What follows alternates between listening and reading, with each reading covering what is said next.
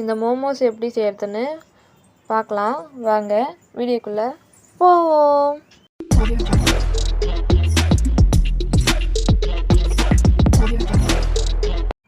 ஒரு கப்பு கோதுமை மாவு எடுத்துக்கோங்க. இது கூட ஒரு பிஞ்ச் சால்ட் சேர்த்துக்கோங்க.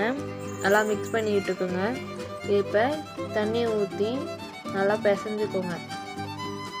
நல்லா மாவு திரியாலாமல் நல்லா சாஃப்டாக பிசைஞ்சுக்கணும். இது மாதிரி பிசைஞ்சுக்கோங்க. இது கூடவே 2 டேபிள் ஸ்பூன் எண்ணெய் ஊற்றி நல்லா சாஃப்டாக பிசைஞ்சுக்கோங்க. இப்போ ஒரு 10 நிமிஷம் ஊற வச்சுருங்க.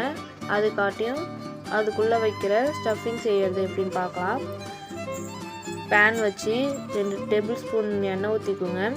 இது கூட ஜிஞ்சர் கார்லிக், பச்சை மிளகா, இது கூடவே வெங்காயம் பொடிசெல்லாம் நறுக்கி வச்சுருக்கேன், அதுவும் கேரட், ஒரு கேரட் சீவிருக்கேன் அது, இது கூடவே கேபேஜ், இது எல்லாத்தையும் சேர்த்து நல்லா வதக்கிக்கோங்க. இது கூட பெப்பர் சேர்த்துக்கோங்க. 1 table spoon pepper, 1 table spoon salt நல்லா போட்டு வதக்கிட்டு இது கூடவே டர்மரிக் பவுடர் சேர்த்துக்கோங்க. அதை வதக்கி உரமாக வச்சுட்டு நம்ம ஊற வச்சிருந்த மாவு எடுத்து இப்போ பிசைஞ்சு உருட்டிப்போம். இப்போ இதை நல்லா மெலிசாக உருட்டிட்டு இப்போ இது உள்ள ஸ்டஃபிங் வச்சு ரெடி பண்ணி எடுத்துப்போம். இது மாதிரி தான் ரெடி பண்ணணும்.